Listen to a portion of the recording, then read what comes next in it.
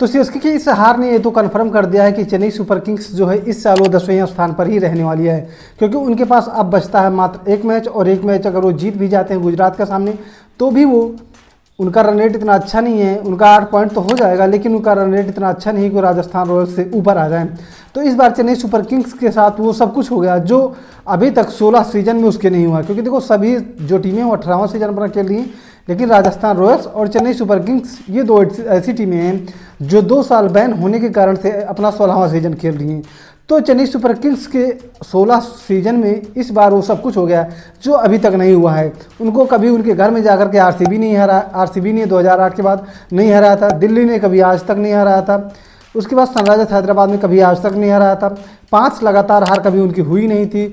घर से बाहर वो जब भी जाते थे अच्छा खेलते थे, और घर के अंदर कहा जाता था कि चेपॉक जो है वो चेन्नई सुपर किंग्स का वो किला है जिसे आज तक कोई भेद नहीं पाया है। लेकिन अब इस बार की बात करें तो जो भी टीमें गई हैं उनके घर में तो उनको हरा करके आई हैं, सिवाय मुंबई इंडियंस की बात छोड़ दो। तो मुंबई इंडियंस जो गई थी, पहला मुकाबला था तो उसमें चेन्नई सुपर किंग्स जीती थी, लेकिन उसके बाद से ही जितनी भी टीमें उनके घर में गई उनको बुरी तरह से हरा करके आई। चाहे आप उसमें दिल्ली की बात करो, हैदराबाद की बात करो, आरसीबी की बात करो, केकेआर की बात करो, ये सारी टीमें इनके घर में गई और घर में घुसकर इनको हरा के आई।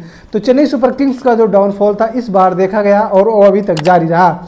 अभी उनके कुल मिलाकर के 12 मुकाबले हो चुके हैं और 12 मुकाबले में से 3 मुकाबला जीतने के बाद उनके पास 6 पॉइंट है, और अब वो 13 मुकाबले खेले हैं, 13 में से 10 मुकाबला जीते हैं और हारे हैं, 3 मुकाबला जीते हैं। तो अब उनके पास एक मुकाबला बचता है, वो भी गुजरात टाइटंस के खिलाफ, जिनकी बैटिंग लाइनअप काफ़ी ज़्यादा मजबूत है, और बॉलिंग की बात करें तो उनकी बॉलिंग लाइनअप भी मजबूत है। तो इस साल चेन्नई सुपर किंग्स के लिए कोई ऐसा खिलाड़ी अभी तक नहीं आया कि जो अपने दम पर चेन्नई सुपर किंग्स की टीम को जीत दिला पाते, चाहे आप किसी भी खिलाड़ी की बात करो। हालांकि अब जो उसमें यंगस्टर्स खिलाड़ियों की भरमार हो रही है उससे हो सकता है चेन्नई सुपर किंग्स को अगले साल फायदा मिले। उसमें आयुष मात्री की बात कर लो, डेविन प्रेविस की बात कर लो, उर्वन पटेल की बात कर लो, ये सारे खिलाड़ी जो हैं हो सकता है कि अगले साल चेन्नई सुपर किंग्स की जो इस साल कमजोरी रही है वो मजबूती से पेश करेगी। क्योंकि इस साल की बात करें तो चेन्नई सुपर किंग्स कहीं भी किसी भी मैच में मुकाबले में नहीं दिखी है।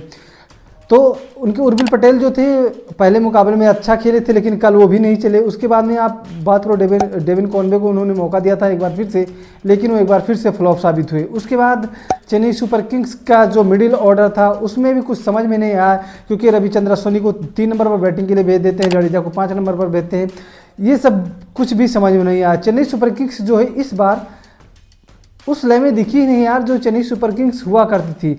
चेन्नई सुपर किंग्स की मजबूती आप इस बात से पता लगा सकते हैं कि चेन्नई सुपर किंग्स इतना मजबूत थी कि अभी तक उसने 16 सीजन खेले हैं और 16 में से 12 बार क्वालिफाई हुई है। उसमें से अगर वो 4 बार क्वालिफाई जो नहीं हुई है वो हुई है 20, 22, 24 और इस साल 25 में।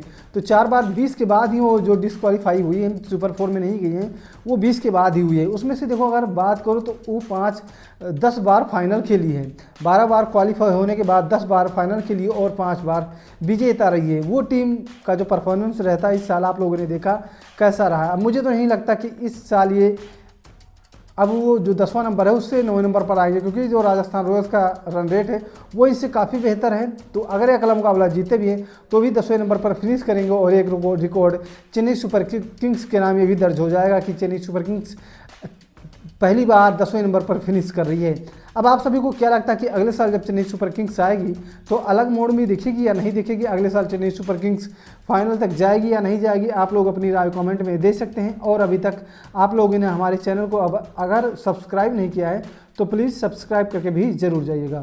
जय हिंद।